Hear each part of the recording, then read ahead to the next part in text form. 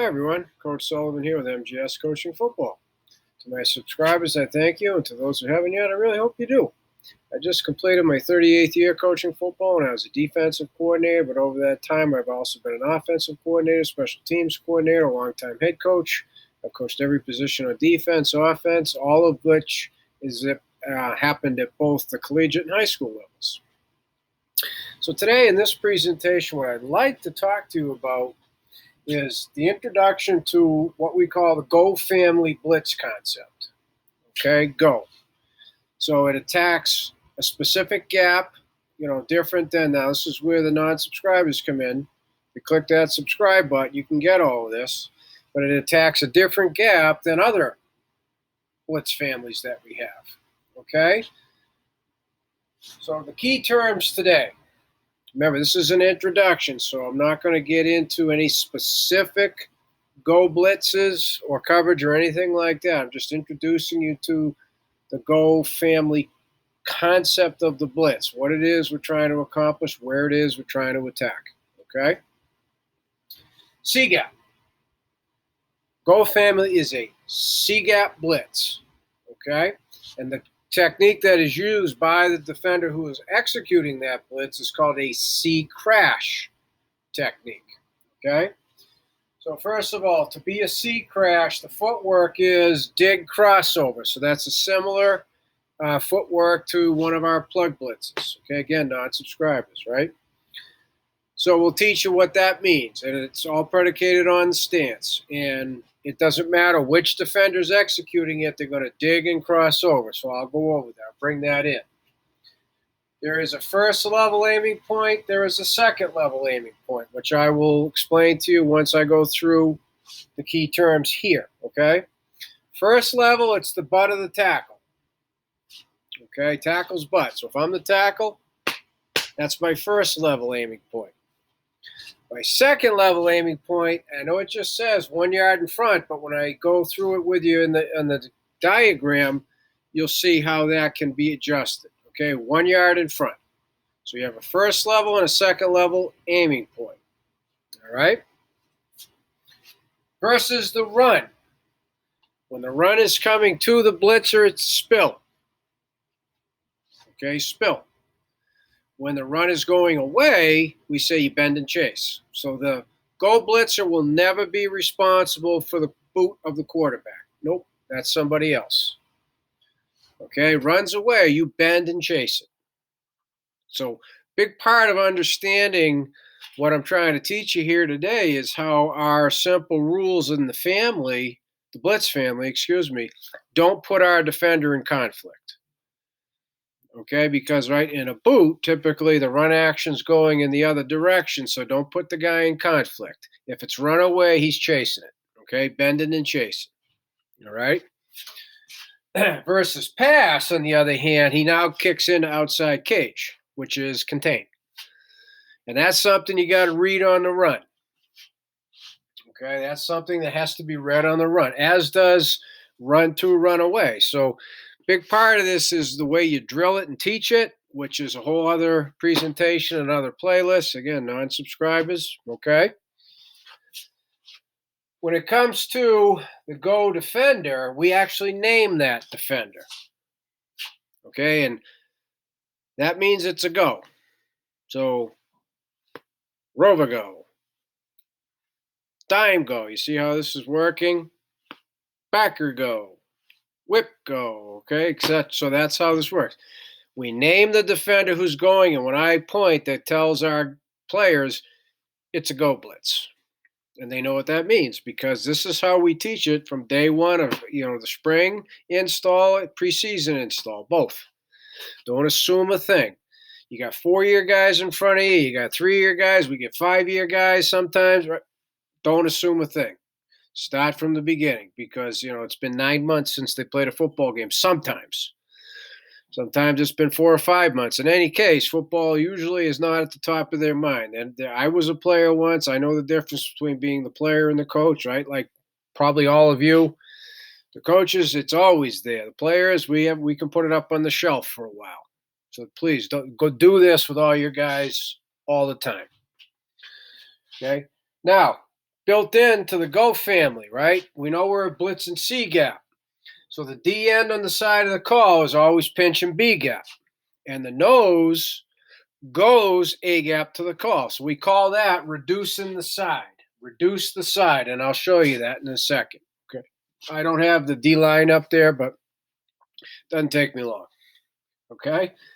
We say reduce the side. And so remember, when you're in the V, or maybe if you don't have time to get in the V, if you got a kid out there who has got an injury, who knows, right?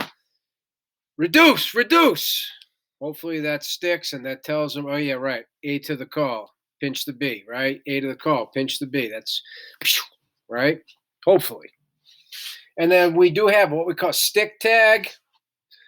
So if we go and I point one finger into the ground, that's the stick tag. So now the D end on the side of the call is sticking A. Again, I'll show you that. Doesn't take me long, which bumps the nose A gap up, A gap away. We say A away, stick tag, A away nose. Right? Whenever we can build in a rhyme, we do because it tends to stick. Okay? So those are the key terms, and now I want to bring those terms to light for you. Okay? First of all, the big key here. 8. So all defenders other than our 3 defensive linemen have a go blitz. So again, to emphasize why I love the 3-4. That's an awful lot for an offense to try and figure out pre-snap, right? Which one of these 8 is possibly blitzing off the C gap? I mean, after a while, you get the reputation. Teams have film on you, right? But then it still doesn't change the fact they got to figure it out who's going to be. Okay? So that's a huge part of this. Up here in the diagram, C, okay? And I have a line outside the offensive tackle. And in the case of we actually have a defined C gap because of a tight end. That's why there are 2 lines. Out here, it's a wide receiver, so there's quote-unquote no definition. So that C gap's the only gap there, okay? Remember, A, B, A, B. I'm not reinventing the wheel that way. So the go family is a C gap only blitz. Okay, C only.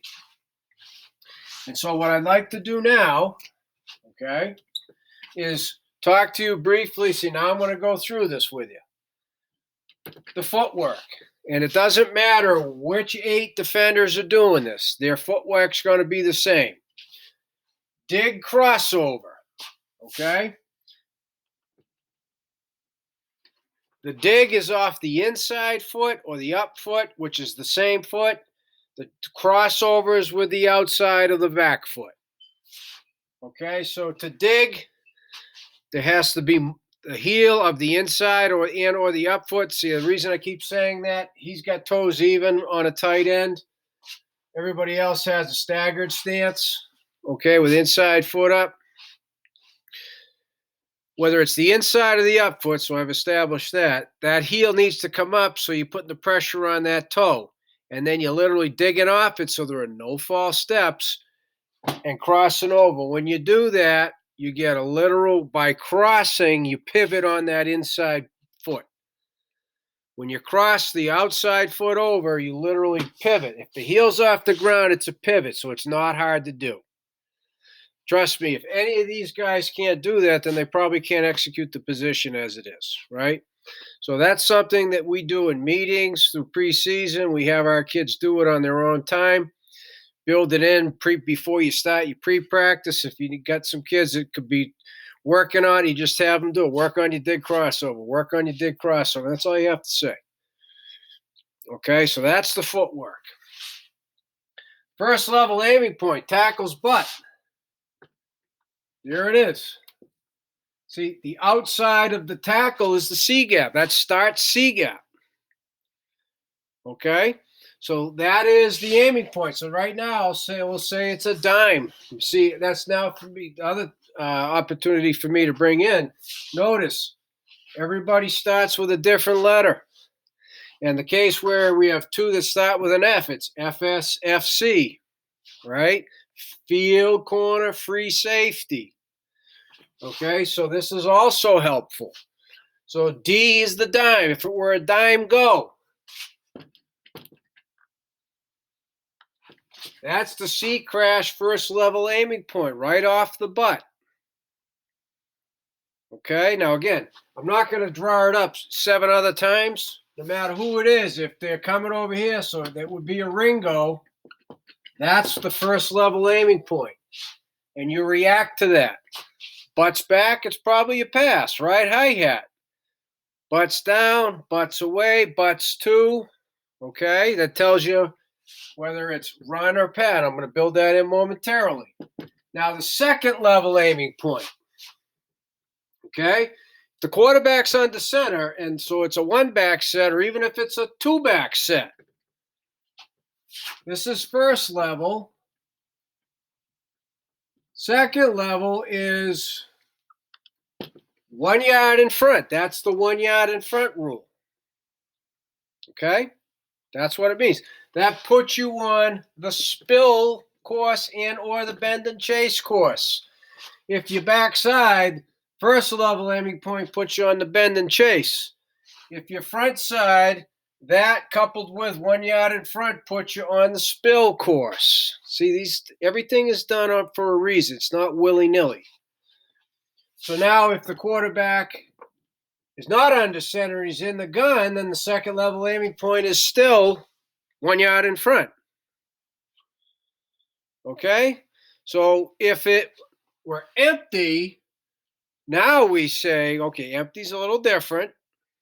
And if we ran a go, which we don't do too often, but if we did, now we'd say 3 yards behind, which would be equivalent to 1 yard in front. All right, but that's a whole nother presentation again, non-subscribers.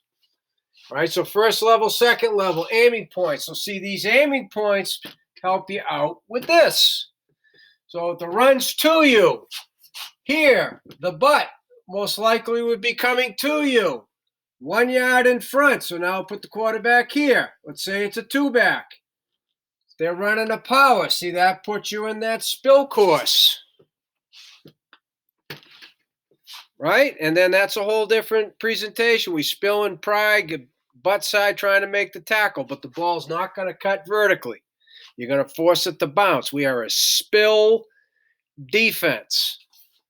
Spill, right? Force the ball this way. East and west, and obviously west is the other way, right? So now, if first level is going away from you, chances are, so is the run, then that puts you on the bend and chase it. And please remember, bend and chase, you are bending and chasing. You are not playing the quarterback boot. No. So don't let your players do it early on, because then they get in the habit and they're not aggressive bending and the ball cuts. One of the reasons we run these C crashes is we effectively chase plays down from the backside because of our effectiveness teaching and drilling these aiming points, first and second level. Okay, so the problem is if you let a kid get away with it and he makes a play, then he thinks he's right. You know what I mean? So even if they make the play, say you got lucky. I don't want to see that. So-and-so behind you, that's his. Okay, what if, right? So that's a big coaching point here. So now the pass, same deal. See how messy this gets quickly? So now, right, if it's pass, so let's put them in the gun. You still got the same first level aiming point, right? But now the butt's going back, so now you got to kick into outside cage mode. You got to read that on the run.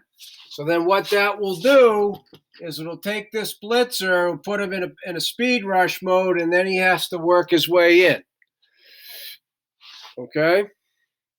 Now, if you had a real experienced kid, we teach them and sometimes allow them to cross the face of the offensive tackle, but not for inexperienced kids and not for kids who are really, really working hard just to get it right. Then you make sure, insist that they kick it into speed mode and have the outside cage, all right? But that's what that means. So again, go defender. I already done that.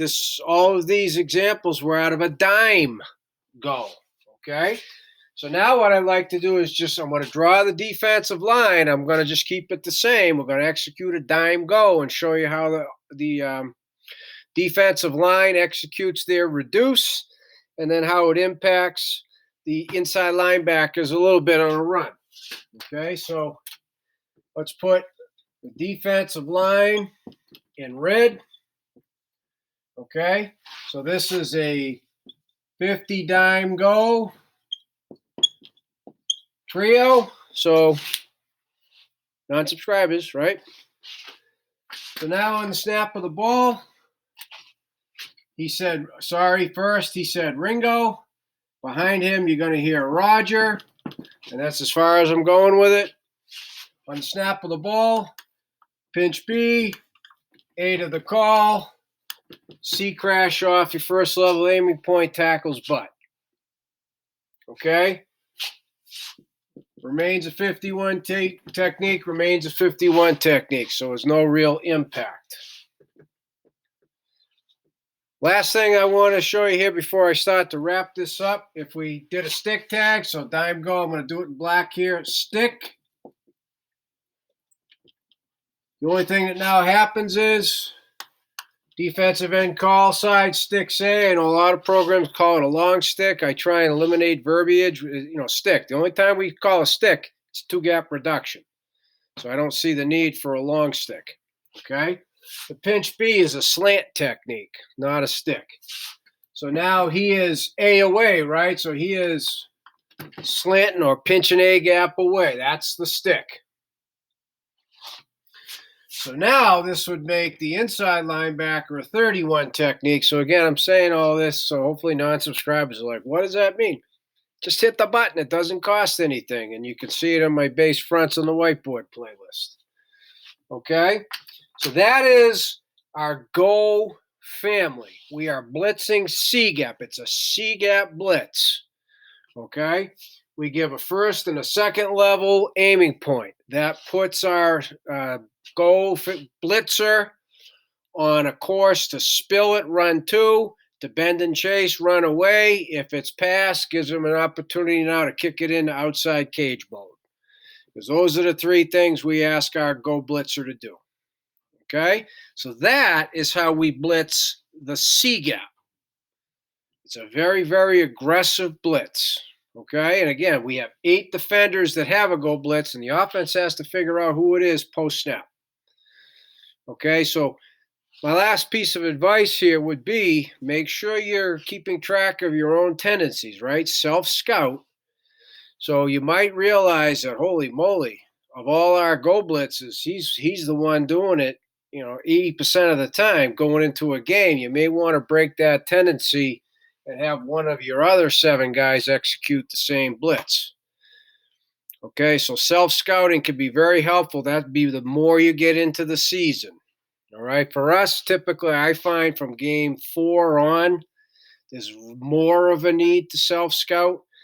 The first 3 games, the first game in particular, I base it upon the previous years to break any tendencies, and then it's all about a new year. But once you hit game 4, for us, we got to pay attention to our tendencies. So we do. Okay, and with Huddle, makes that a lot easier. So as I said at the beginning, thank you to my subscribers. And as I've been making the case, I hope, to those who haven't yet, I really, really hope you do. And to everybody, if you have any questions, please reach out to me at CoachMJSullivan@gmail.com, because I'd love to talk the Go family with you and anything else related to football.